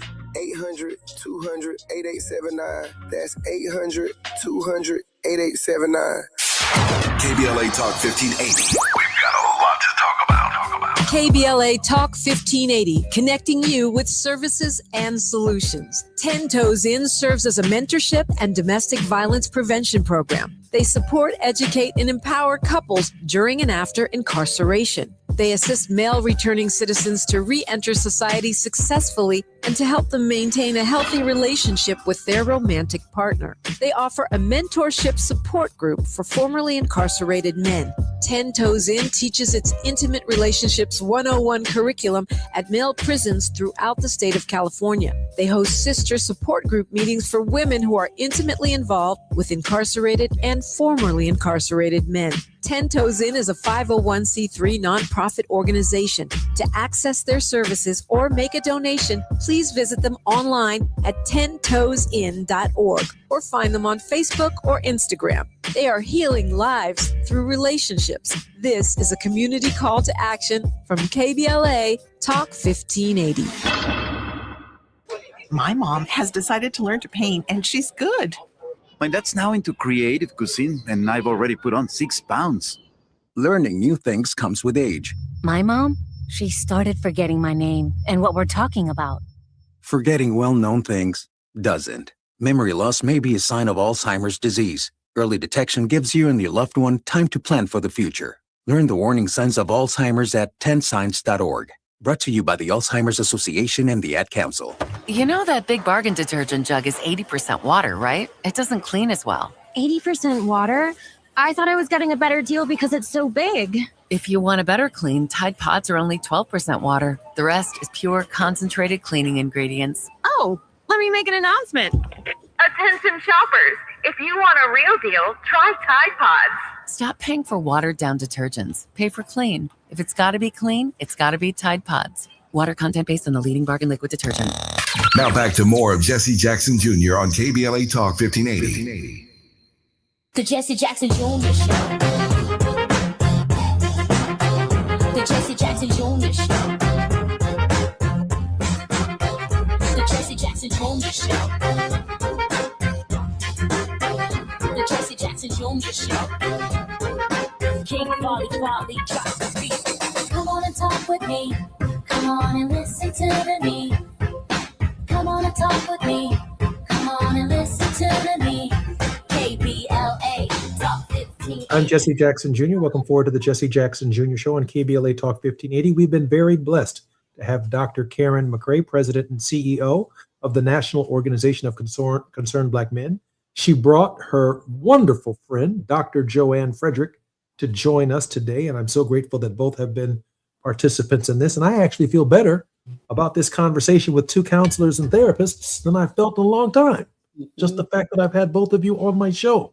Have Now, us often. Oh, are you kidding? Listen, we've already discussed your regular participation after today. Are you kidding?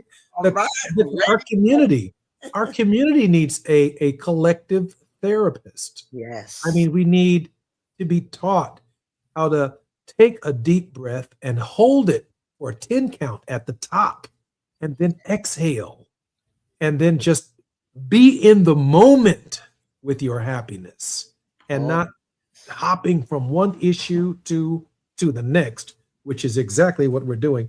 I do have a question before we get to your word of hope, Dr. Frederick, of Dr. McCray, and that is this. Dr.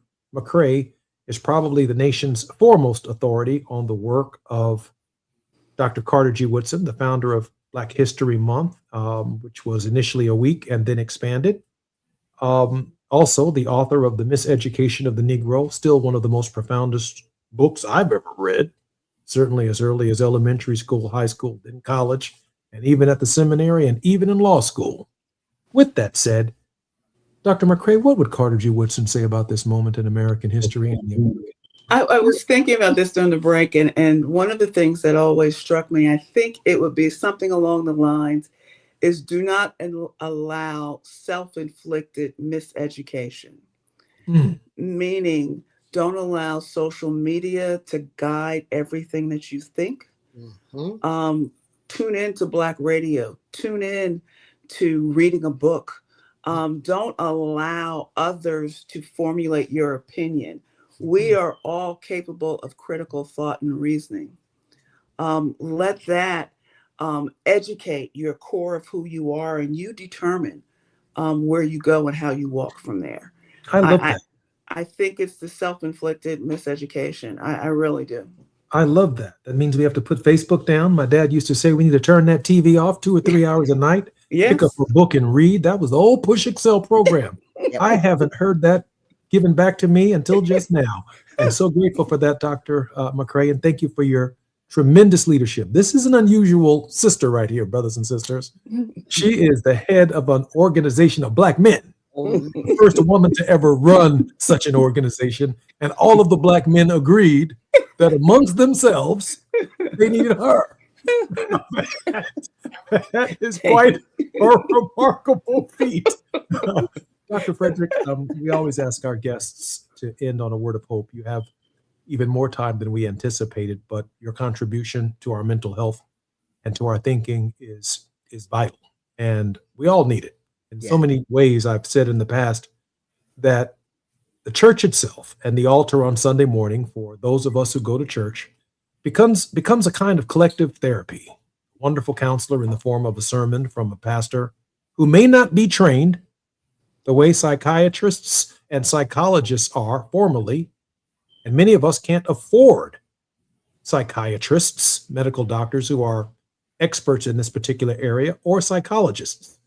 But Dr. Frederick offers free services to help us in our community to understand the trauma that we're experiencing. I'm grateful for your participation in our show. Please offer for our listeners. Definitely. And what I'll also say, as I believe in a partnership between clergy and clinician, and that said, I've opened many counseling centers in a variety of churches across the nation. Wow. But the word that I would like to leave with everyone is my mental health advocacy platform. And the word, which is an acronym, is RISE. The R stands for rejuvenate. We have to be able to rejuvenate ourselves with the self-care activities, the positive ones that work for us. So listening to music. Matter of fact, I was dancing with your intro. Music, we dance. We have to rejuvenate ourselves. The I stands for inspire. We have to continue inspiring others by our own behaviors and our conversations. The S is for support. How do we support each other as a community, as leaders, as family members? And the E is to enlighten. How are we enlightening others, educating others? So we must rise. Keeping in mind, our greatest wealth is our mental health. Dr. Frederick, how can our listeners get in touch with you and stay in touch with you? You can call me at 202-335-5367. You can email me at askdrjoanne@yahoo.com. I do have a YouTube channel, and it is called Dr. Joanne. I'm also Mrs. Unity World USA. I'll be representing the United States and India next month with my mental health platform. So follow me on social media to see that journey, and just keep hearing some mental health things. And those are ways people can reach me. Dr. Joanne, do you have a website? I do. My website is www.jflcounseling.org. Thank you so much. Book called Copology, and it's all in the website. I actually made up that word too and trademarked Copology. Copology. Wow. Dr. McCray, how can we support your work? Well, I'm sitting in for Barbara, so I'd be remiss not to say go to tjcoalition.org to find out more about the work she and they do. And you can always reach me through cbmnational.org, which is at 202-623-5474.